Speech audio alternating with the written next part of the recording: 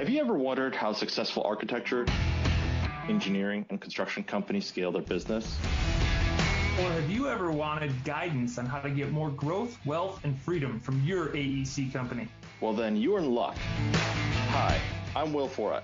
And I'm Justin Nagel, and we're your podcast hosts. We interview successful AEC business leaders to learn how they use people, process, and technology to scale their businesses.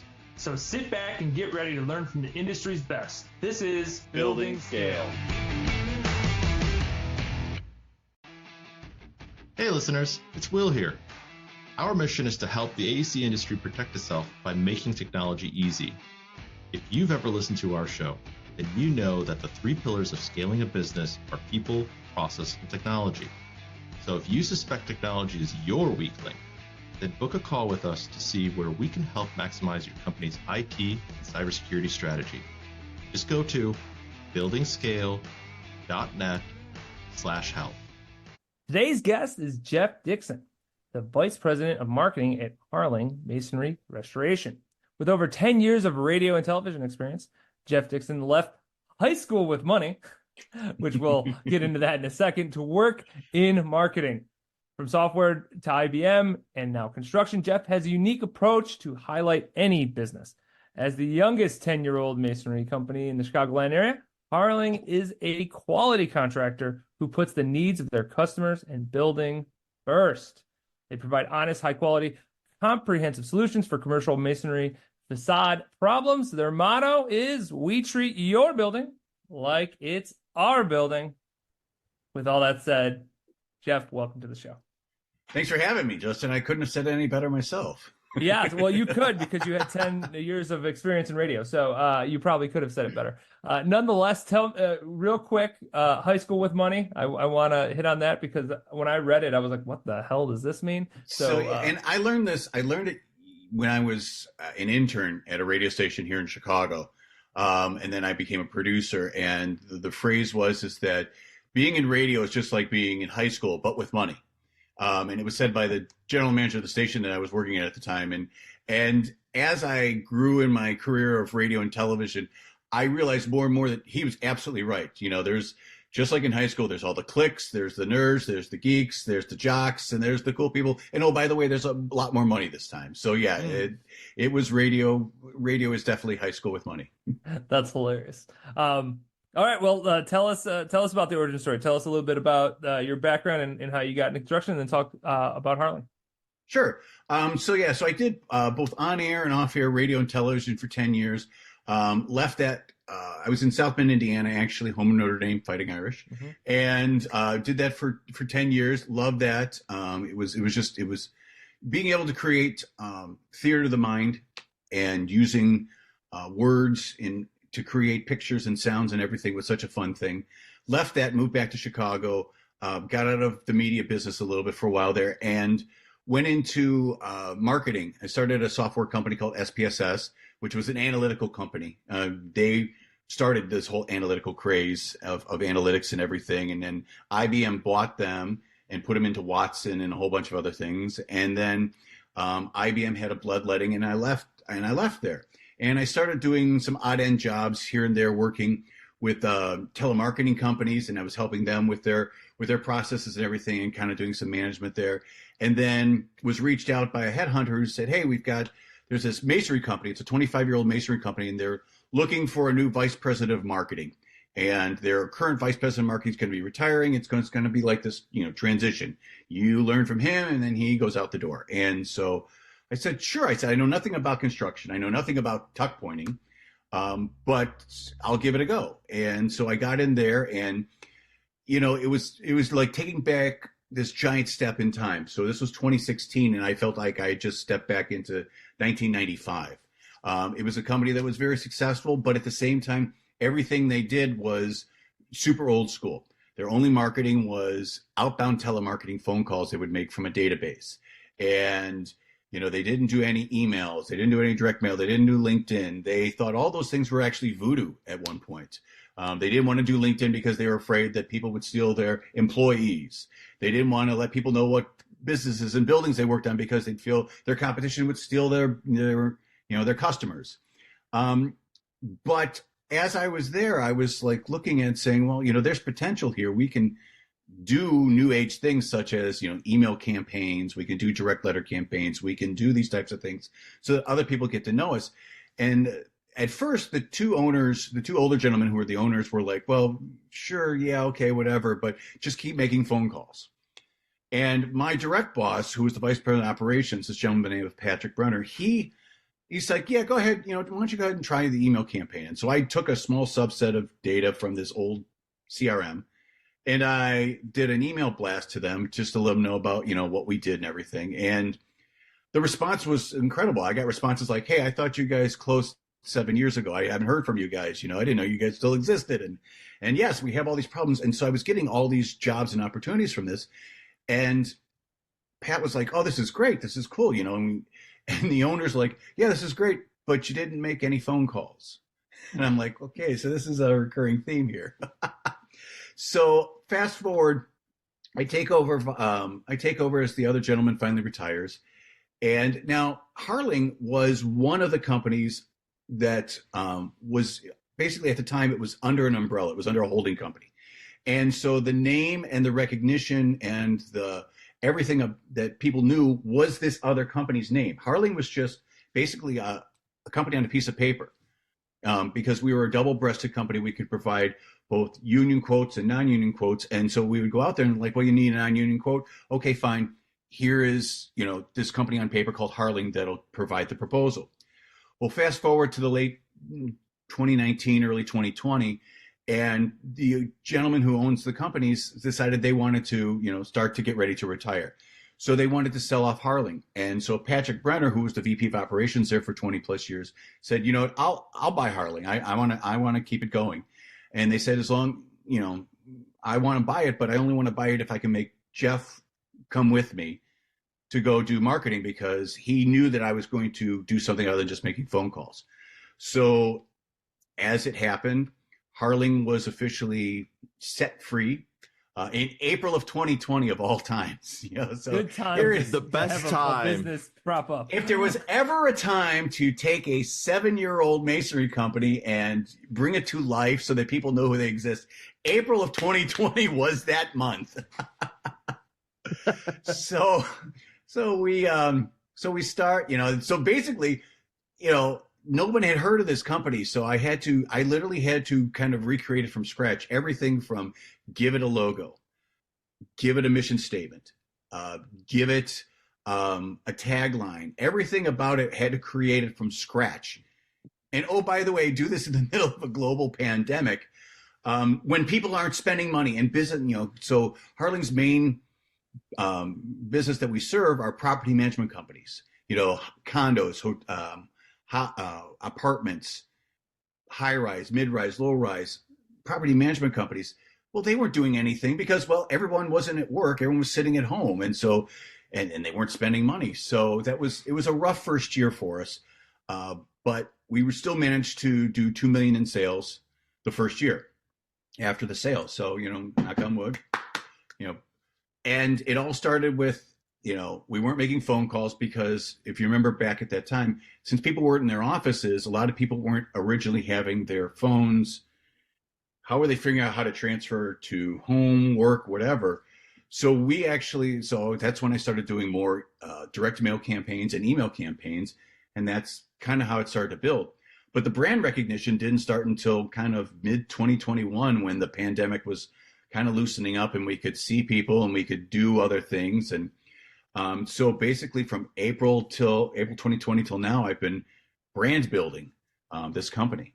And so it started with $2 million, in 2020, we built up as high as $4.3 million in sales for a year. So, knock on wood, it's been a slug, it's been rough like anything else, but it's been fun because the brand recognition is there now. People now know us. We have a website, which we didn't have before. I mean, anything you think would be a normal way of promoting a business, we didn't have. We didn't even have a Google business listing, which is free. They didn't want a Google business listing. So this is a free way of doing business. But But yeah, so we have all those things and LinkedIn campaigns and connections that way. And we're part of different types of institutions, professional institutions and industries that are, part of the vendors here in Chicago that help out different type of associations or apartment companies or associations like that. So all those things we weren't allowed to do beforehand, we do now.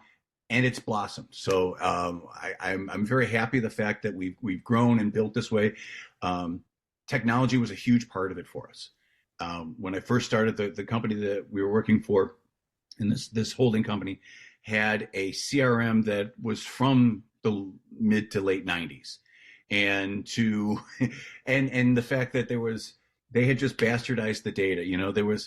I could take Justin Nagel as a great example.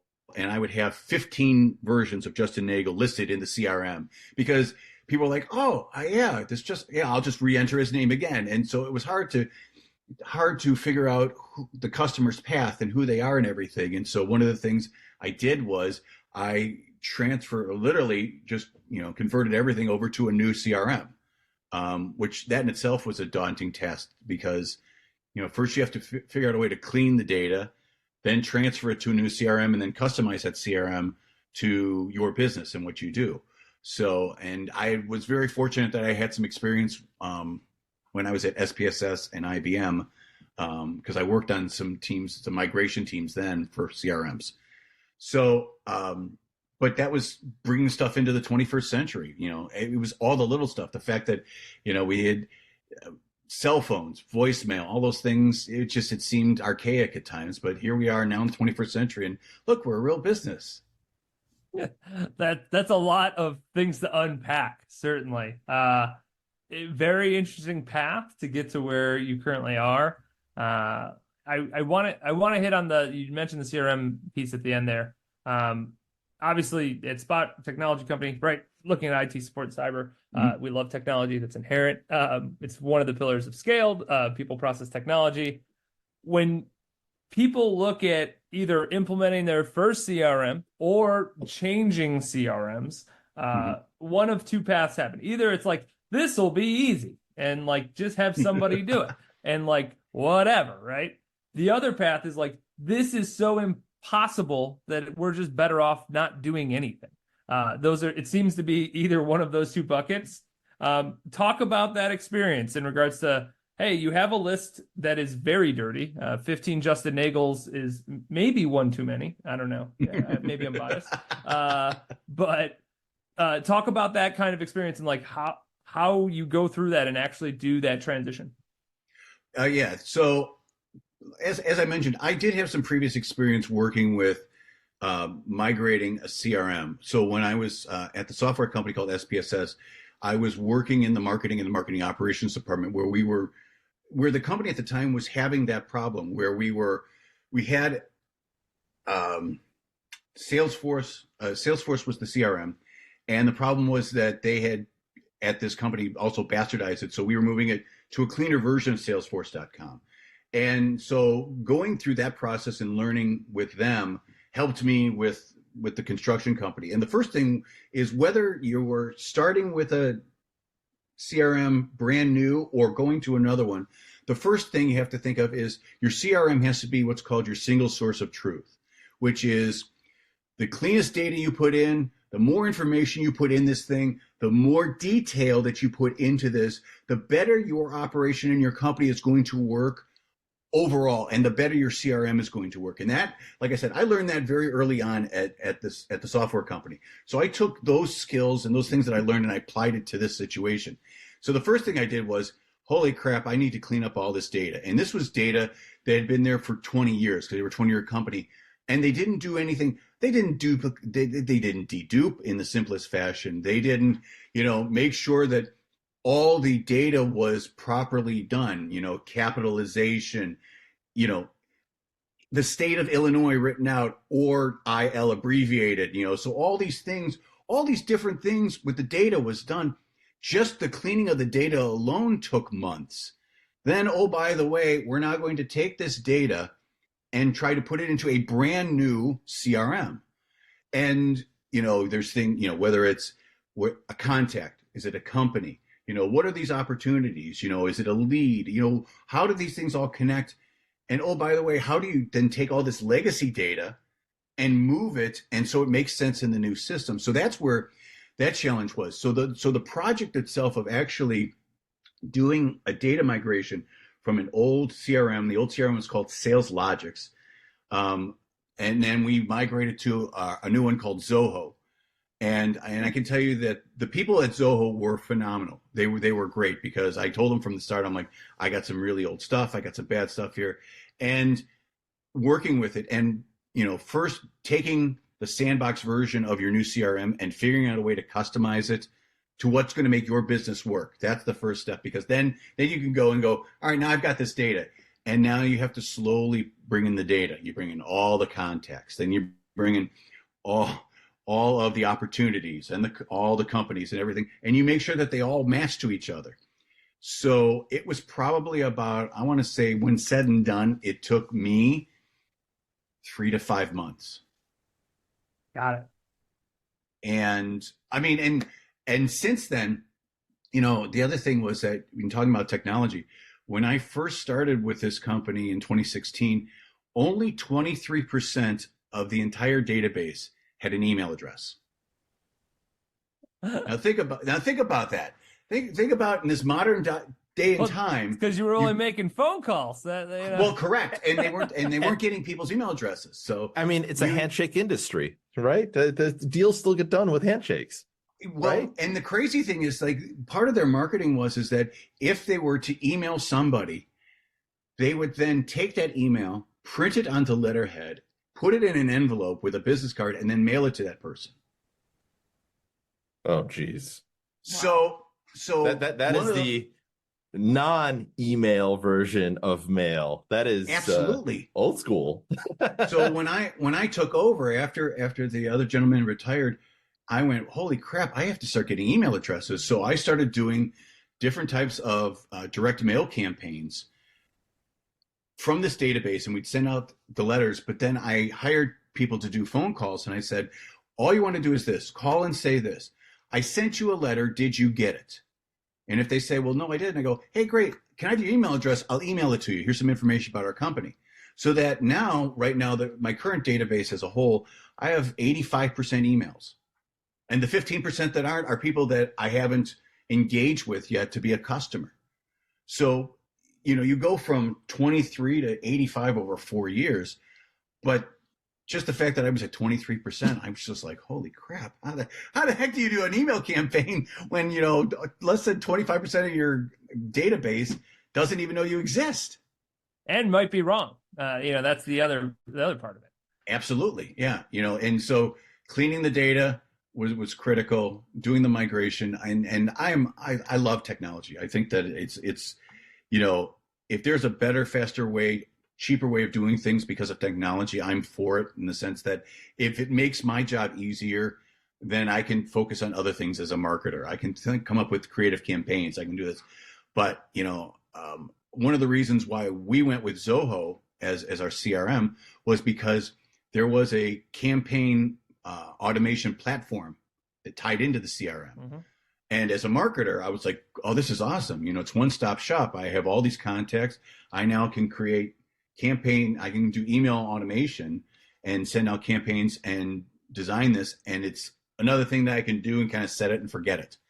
And whereas older, Excel lists or whatever, you can't do that. So if you're someone who is in business and you're running off, Google Docs or whatever, there are other things out there to make your life a lot easier. That's for sure.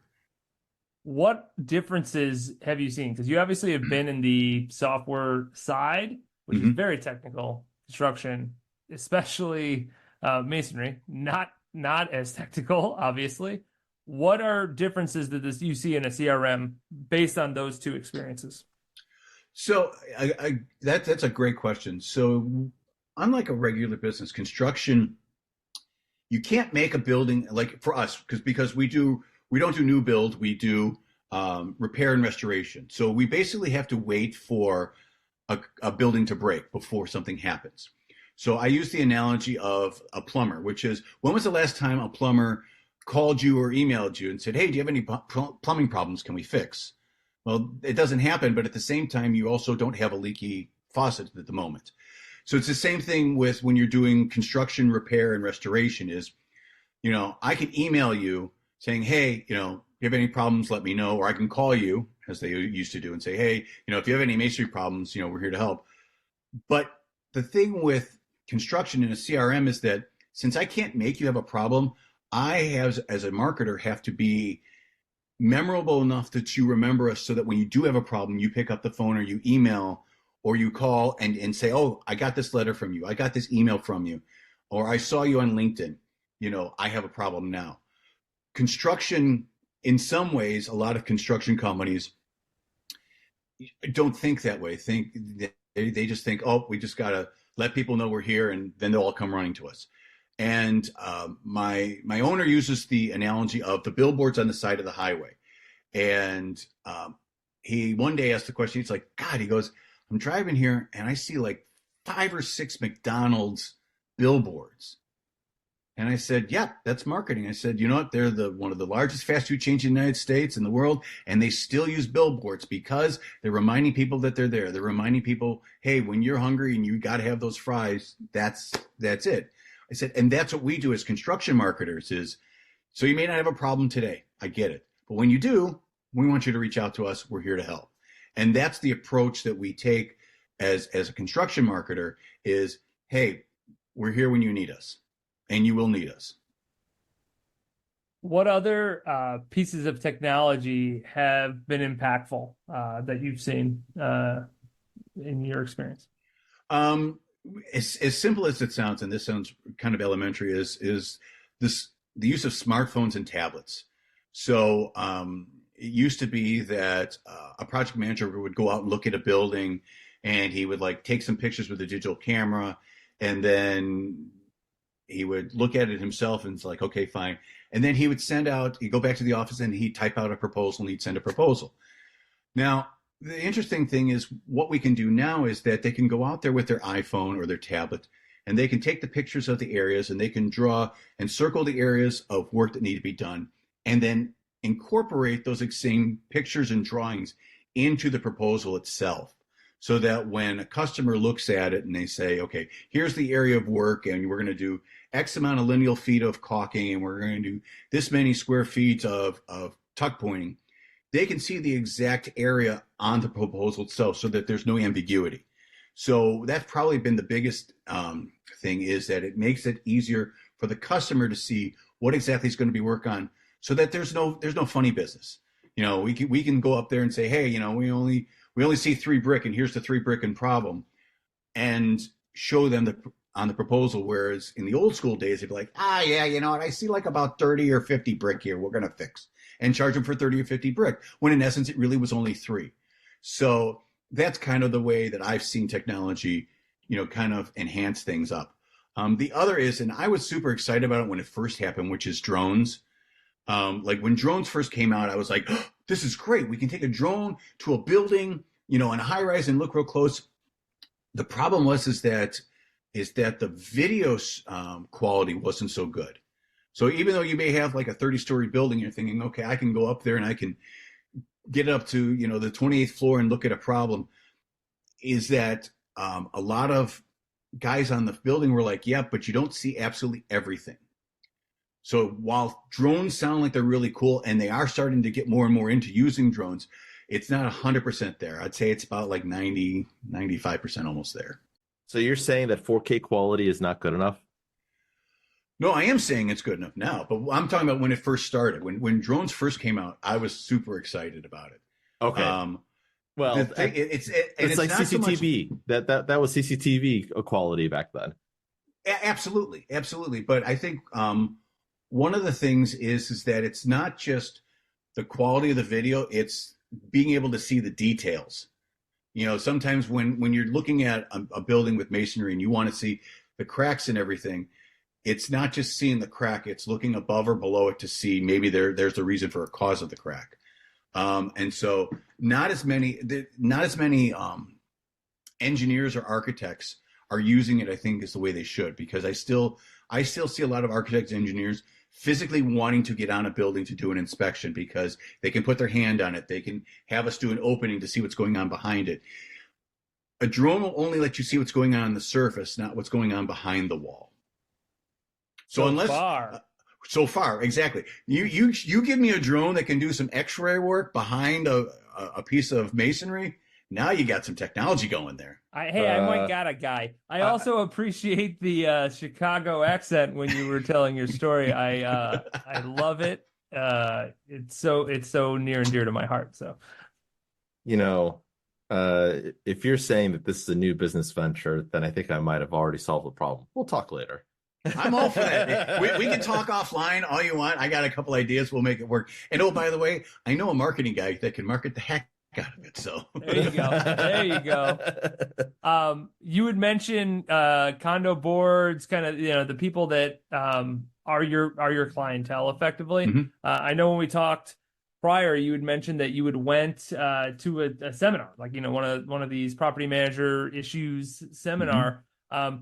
For people that don't know, when you're building a profile of who your buyers are, like this is called research, R&D. Like this is like going to things like this to understand that. What came of that? What did you learn? What nuggets did you take from going to a seminar like that you get to bring home and then actually execute on? Well, the first thing I learned, and I'd always known it, but I learned it more in detail at this seminar. So the first thing I learned was property managers. If you're a property manager of a condo association, an apartment building, whatever, you have a very tough job. It is probably one of the more painstaking jobs that you're going to find out there, especially because in these days, property managers aren't just managing one property. In most cases, they have multiple properties, 5, 10, 15, upwards of 20 properties that they have to manage. And so they may only be on site to this property once a week or once every other week or whatever. And so they have a lot of balls in the air at one time going on. But the first thing I learned about their tough job was where are their pain points? So a property manager's worst days, from a vendor standpoint, the worst day to reach out to them is a Monday or a Friday. Mondays because they're putting out fires from the previous weekend, and Fridays because they're trying to make sure everything's ready to go for the weekend.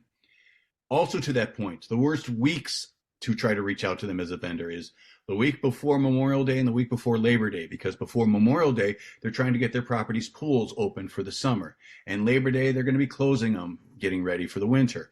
So I learned about those processes. And then the other one, the most important one, was their budget process. So we all, in the business world have to work within a budget. And most condo boards and associations have their budget, and it starts January 1st. Well, to have that budget in place and ready to go, property managers actually start their budget process July 1st. They need 6 months to start to put together their budget for the next year. And it's things like, okay, are we going to do landscaping? If so, what's it going to cost? What problems do we need to fix? Are we going to do capital projects? Are we going to do small improvements? Whatever. So learning that this process for them takes this long changed the way we did some marketing in the middle of the year. So in the past, we would reach out to property managers in like August or September and say, hey, budget season's here. Do you need budget numbers for next year? And it would get some traction. Well, after this seminar, which I had last year in May or early June, and I learned that they start their process a lot earlier, I changed our marketing and shifted to talking about the budget process right after the 4th of July. And said, hey, listen, budget season's here.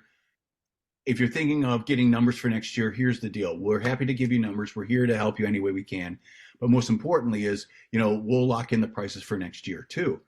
And it was like gangbusters. We had one of the busiest Julys we'd ever had. July and August was just absolutely gangbusters for us in terms of looking at stuff and opportunities. And we coincide that with our motto, which is we treat your building like your building, but we also mean that for the property manager himself. I learned the pain points of what a property manager goes through with vendors.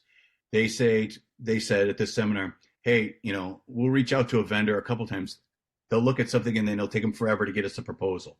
Or, gosh, it's hard for them just to call us back just to come out and look at it. Or, when we get the proposal, we've got questions, they're not communicating. or the proposal's too ambiguous. So I took every one of those pain points and said, here's what we do to address those pain points. We get your proposal within 7 business days of us coming out and taking a look at it, number one. Number two, we're happy to meet with your condo boards to give them explanations about things. Number three, we give very detailed proposals with exact pictures and dimensions and all the details you need so that there's no question about the work that's going to be done. And also, we're able to prioritize. This is the worst thing that needs to be addressed. Here's how we can fit in your budget. Then this, then this, then this. So that we become a way to make the property manager's job a little bit easier because, if their job's a little bit easier on the vendor side because they're dealing with condo boards and people and associations and everything, if we can do just a couple of things to make their job easier, well, maybe they'll want to work with us. And fortunately, knock on wood, they do. We're very fortunate that we have great relationship with property managers, but we're happy to go that extra step. And those were a lot of the things that I learned from that seminar was how to be more of a friend to a property manager.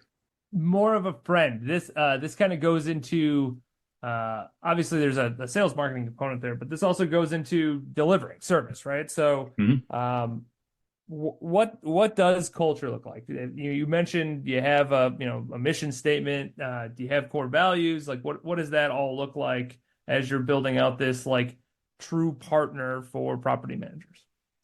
So we have when we started the company anew, I basically call it like restarting the company anew. Along with the mission statement and everything were these 4 key pillars, which was safety, quality, integrity, and customer service. And I know that those can sound like throwaway lines like, oh yeah, well, every construction company is all about safety and quality and, customer service and integrity. Yeah. It's almost like the good job, construction marketer. You read somebody else's website. Exactly. Except that we, as a company, we really live it internally as well. A great example was 2 years ago, a property management company reached out to us and they said, hey, we've got another quote from another vendor that says that there's a lot of work here. We need to replace about 300 brick. And so my project manager went out there, took a look at it, took some pictures and said to the property manager, honestly, we only see about 3 or 4 brick that need to be replaced and some other little things. And they're like, well, wait a second. This other company says 300. Said, I don't know what they're seeing. We don't know what they're seeing. Our owner even went out there, took a look at it and said the same thing. Yep, it's only 3 or 4 brick. Fortunately, the board decided to go with us. They said, well, if they only see 3 or 4, we'll go with them. And we went out there and we looked at it and the guys are out there working and it was total 3 bricks that we ended up fixing and replacing on this building. And that was where we highlighted the fact that we're a company of integrity. We can go out there and tell you, yes, you just need to tuck point this entire wall and it'll solve your problems. Or we can say, listen, this area here, there, it'll save you a few bucks and it'll also solve all the problems. That's the difference that we try to do. And that's from everybody in the company, from the president to myself in marketing, and I do customer service, then over to the project managers, to the people in accounting, every person that works in our company, even to the people on the field. It's all about doing a high quality job with high integrity. And we see it a lot sometimes where we're going on buildings that have been worked on by other companies that we have to kind of clean up, or instead of, I'll use this example. So Justin, have you guys ever caulked your bathtub before? Caulked and Yes. grouted. Yes. Exactly. So the best way to do the caulking is you first got to go through the process. You got to clean the area, you got to take off the old caulk and everything, then clean it, and then you put on the new caulking. Well, the same thing applies for when you're caulking around the outside of a building, like a window. You gotta clean out the old stuff, make sure it's okay, and then go ahead and apply the new stuff. Well, a lot of lesser integrous companies will just go, oh, new caulk, put new caulk over old caulk, and that's it. And that's the way they do it. And the same thing with tuck pointing. They're like, oh, you got mortar, we'll just skim over this, as opposed to going through the process of grinding and putting in new mortar. That's the difference between someone else and a company with integrity and quality, is that we'd rather go and do it the right way the first time so that you're not going to come back to us with the same problem a year or two from now.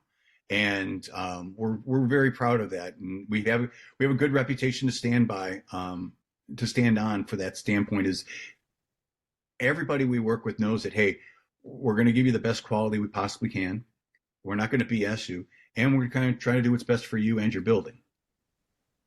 That made me think of either YouTube Shorts, Instagram video, like little snap videos that you then see somebody like, I don't know, shoeing a horse or something, where you're like cleaning all this stuff, or like popping a pimple, or just weird things like that. You guys should totally do that if you're not. Like, just record, hey, like, this is how you actually clean out the caulking around a window. Like, I don't know. For me, these videos are very stimulating, and like, I don't know, it maybe gives me a little bit of stress release. I don't know what it is, but maybe an idea for future marketing efforts there. Well, no, and to your point, so we we don't have a video of that, but we do have an educational series on the website called the Harling Masonry Minute. And it's basically what you just said, but in print form. So, because I originally created the Marketing Minute probably like 3 or 4 years ago, and one of them talks about the perfect grind, and I don't mean in the coffee sense, but I mean the perfect grind that they have to do for tuck pointing. You know, when they clean out in between the brick, when they're cleaning out the mortar, and then to your point, the caulking one.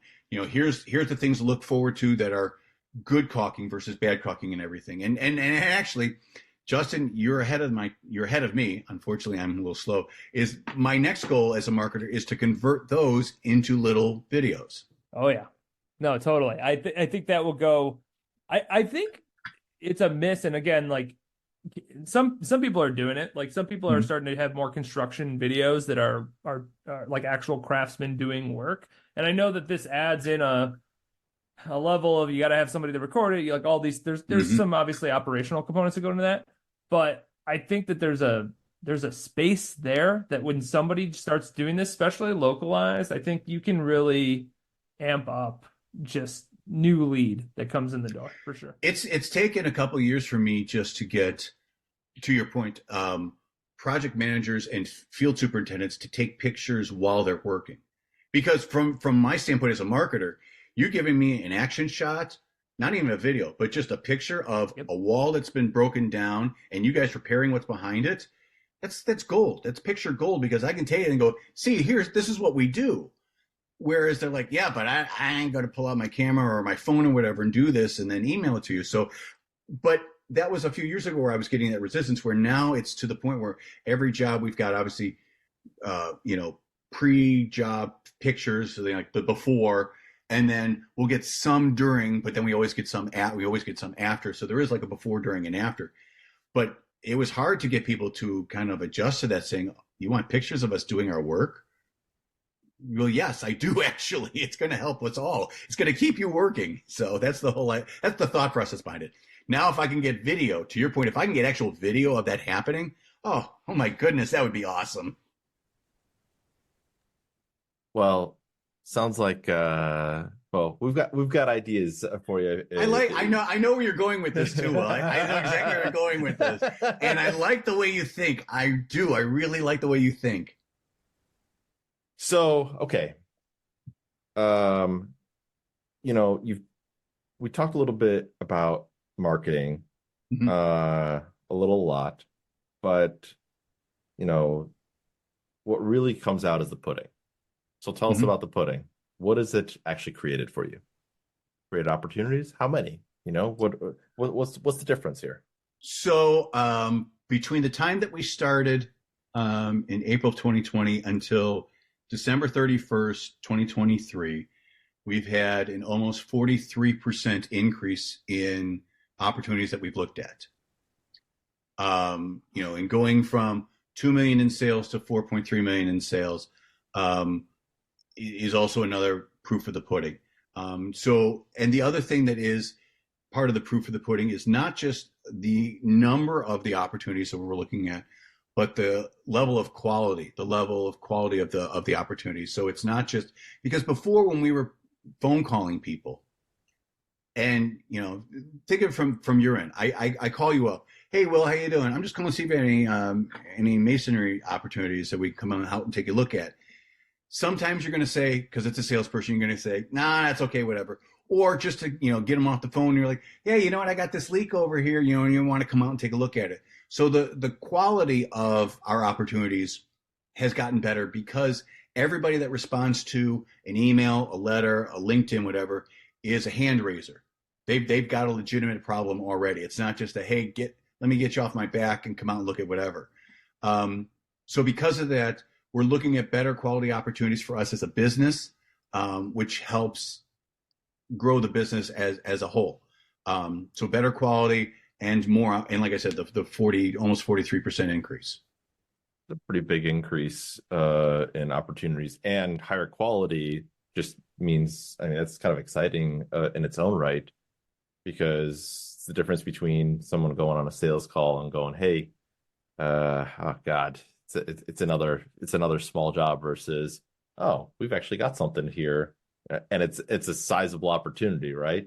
Well, I would have project managers come back. I would have project managers come back after looking at a job going, all right, did we call them or they call us?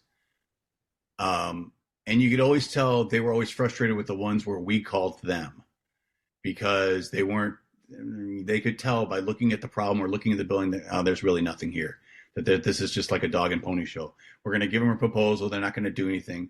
They don't have the money. This really isn't a problem. Whereas now, because everyone that reaches out to us has a legitimate problem and they're motivated, the questions are, when do you need a proposal by, and do you have the budget for it, and what's the budget we're working in? So we already know that these are qualified leads to begin with.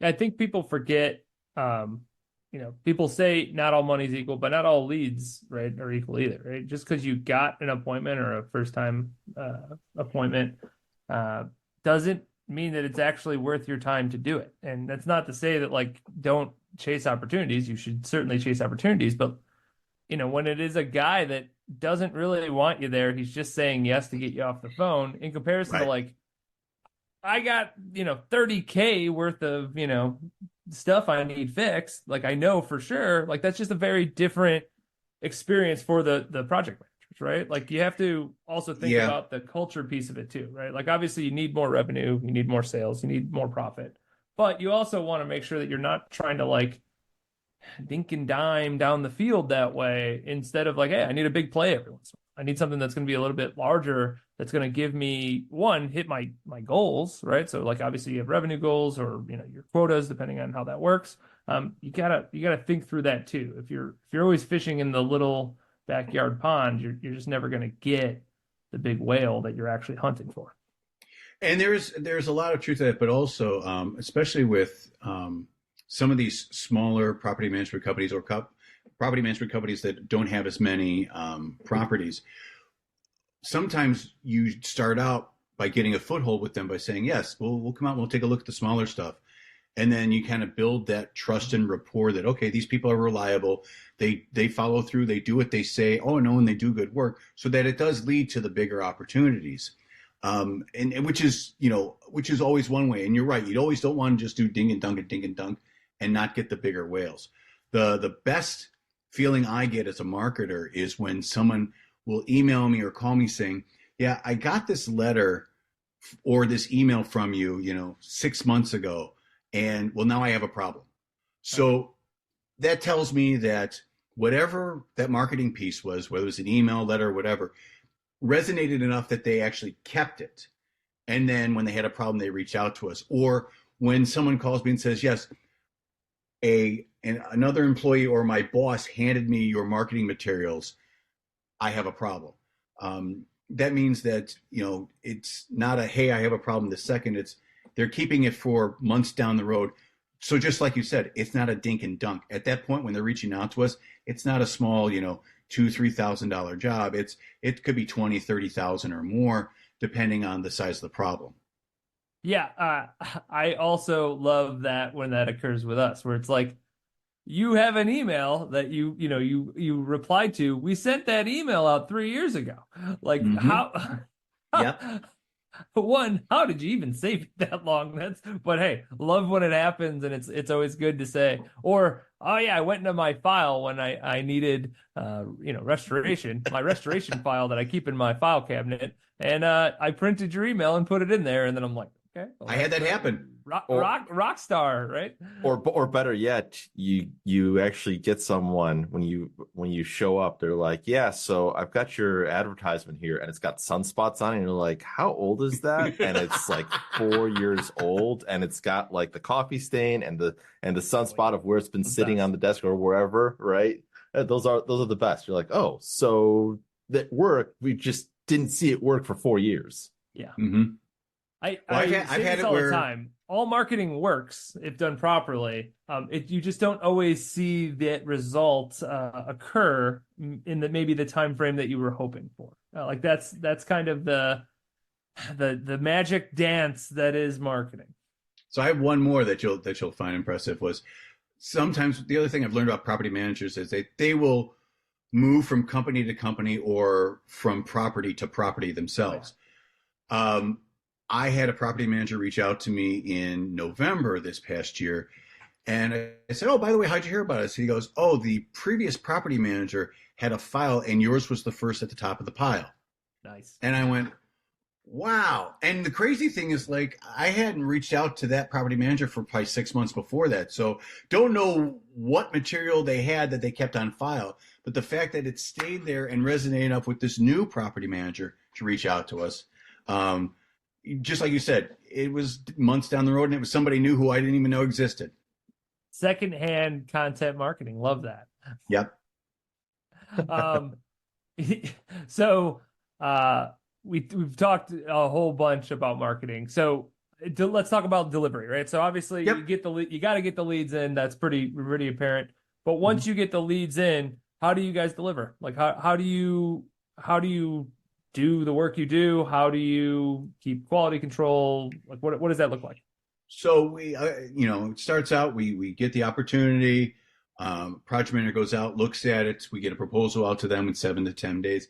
And that was the thing that I also had to figure out in the construction business is just because we give you proposal today doesn't mean you're going to act on it in the next, 20, 60, 100 days sometimes.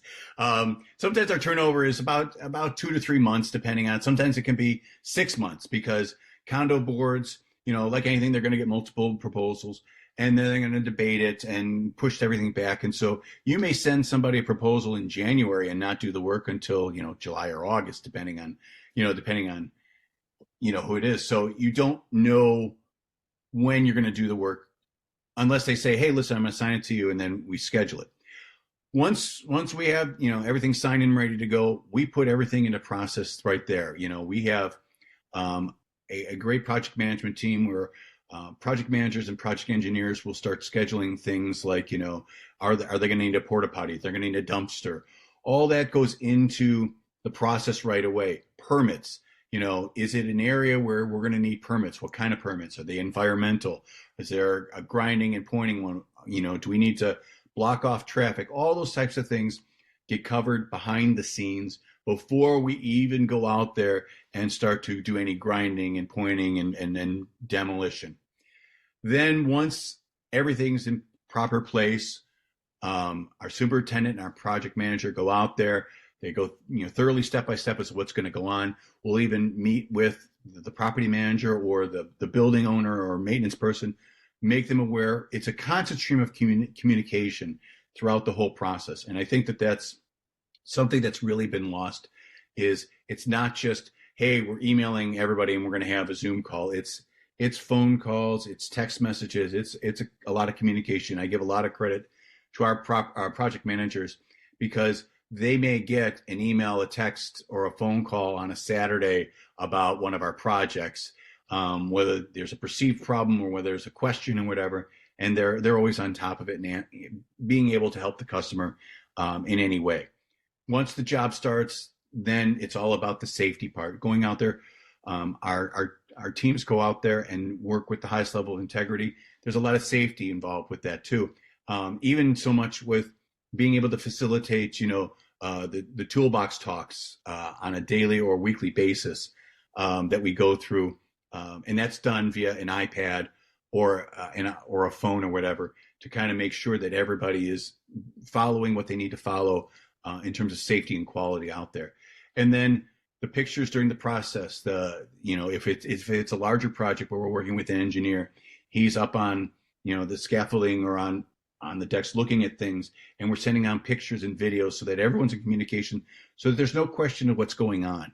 And then when the project's done and completed, everybody's out there taking a look at it, making sure that it's completed to the standards that we've set, the standards that they're looking for, and that the job's done right for everybody.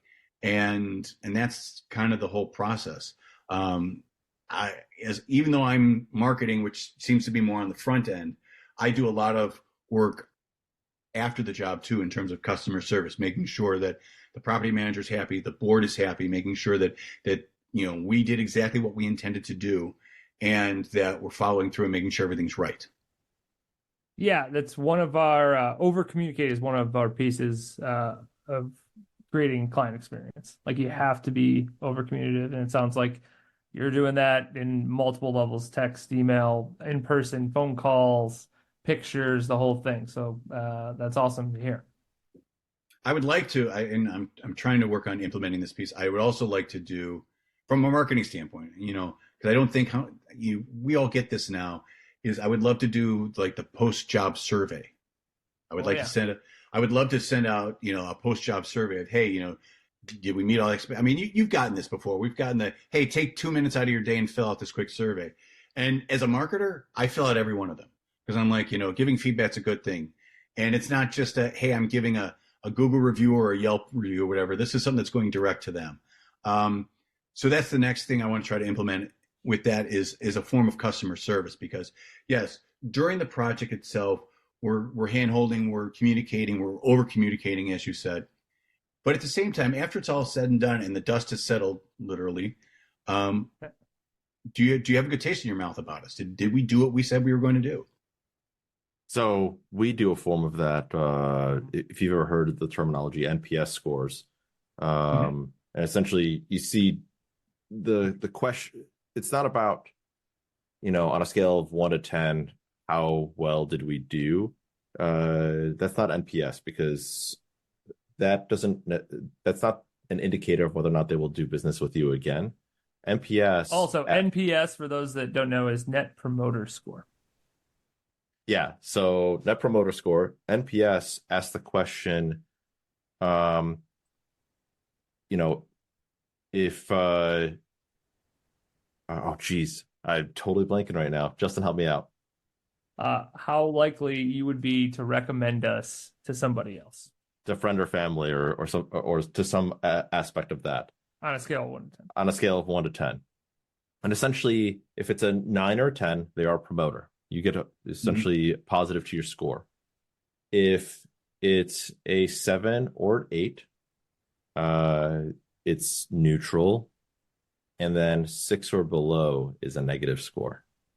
So, in other words, in the A spectrum, right, of whether or not you get an A, to get an A plus, like to get a Net Promoter Score of even a 70 is like or a 7 on average is humongous. You're essentially A plus plus in the Net Promoter region. So, and we use this as a way to, for anyone that doesn't give us a 9 or a 10, is then going back to that client and asking, okay, what could we have done better? Or what could we have done to make it a 10, right? And this is how the market essentially helps us decide what direction we go with our clients, or if we have to communicate differently with our clients. So, yeah. For us, obviously a little bit different too. For us, every ticket that's opened up for any issue, so they get a, hey, how did we do? Like, and it's smiley face, it's very gold star smiley face, like very simple. And it's just like click one, and anything that's not positive, it's feedback, right? It's like, all right, well, we need to understand why, and then address those needs. The feedback loop is huge. I actually personally asked for feedback on some articles I've been writing, and Diza, who Will, gave me some great, honest, candid feedback, which I loved. And she was surprised that I was so positive and it wasn't like she tore me up, but like she gave me some like actual feedback that was like, hey, you should change this. And then I was like super positive in her response. She's like, everybody always asks for candid feedback, but then they get pissed off when you give it to them. So it's like, no, like really give me the feedback. That's the only way I get better. Like I'll never improve if everybody's like, oh, this is great. Like, it's just like, oh no, if I can always be better. I know that, you know that. However, like you can do this in a way that you're not going to hurt my feelings. Just rip it. Let me know. And Justin, to your point, when a customer actually sees you make that change based on their feedback, I think that validates them and will keep them as a loyal customer longer, because they'll be like, oh, wait, I said this and they did it and it's a better experience. So now they feel valued even more. Yes. And to take this all the way back to before we started the recording, Justin Fields takes feedback and the fans love him for it. That's effectively what it is. Nonetheless, we got one last question for you. We'll take it away. So, Jeff, if you were to go back 20 years, what would you tell yourself? What advice would you give yourself? So we're talking now, 2004. Wow. That is a great question. I think the advice I would give myself 20 years ago is, I would say integrity leads the way, number one. Number two, don't ever be afraid to adapt to change. In addition to the whole radio is high school with money, the other line that I always heard in radio is, in radio, the only constant is change. But you could say that about any business. And I think that the faster you are willing to adapt to change and be willing to change yourself, the further ahead you're going to be. And I think 20 years ago, I may not have been so adapt to change. But since then, I've come into new situations and new opportunities with the whole purpose of being an agent of change. And just because the line, well, this is the way we've always done it. Well, when you come into a new situation, you don't like that line. You want to shake things up and say, well, just because you've always done it, there could be something better to do. So I think that, and that goes along lines of technology. If you are willing to be an agent of change, you will adapt technology so much faster, and you will be able to take a part of it, any bits and pieces you can, to make your life a little bit better, your work life at least.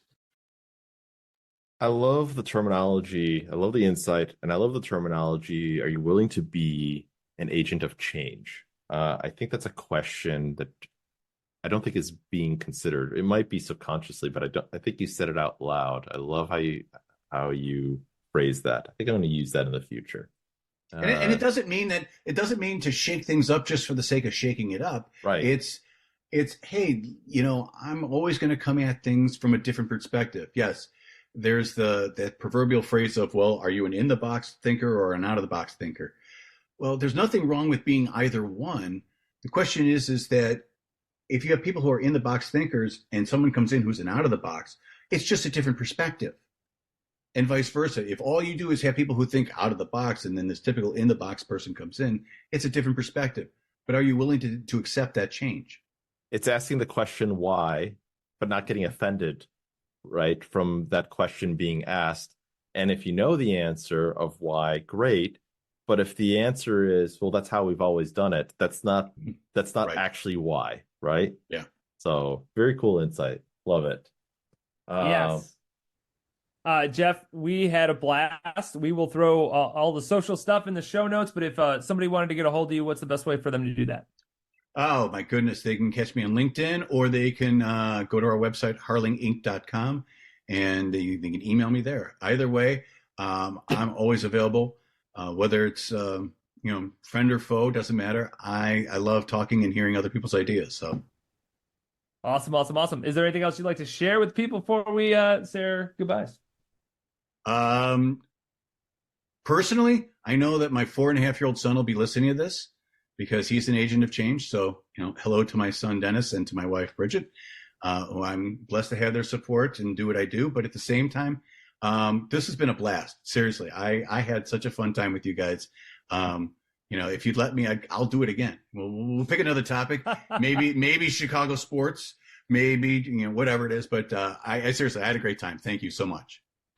Yes, we could certainly do a Chicago sports episode. I don't know how much the national listeners will care about our feelings on the Bears, but nonetheless, or international listeners for yes. The ones that Absolutely. are known by. Yes, listeners, you've been great for listening. So thank you so much. We had a blast with Jeff. And until next time, adios. Adios.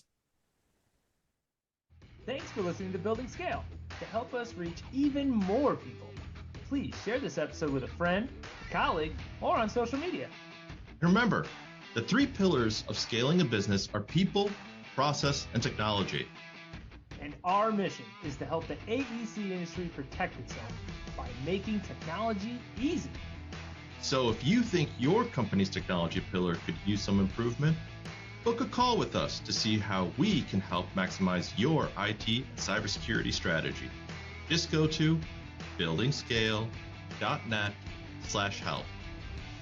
And until next time, Keep building scale. Scale.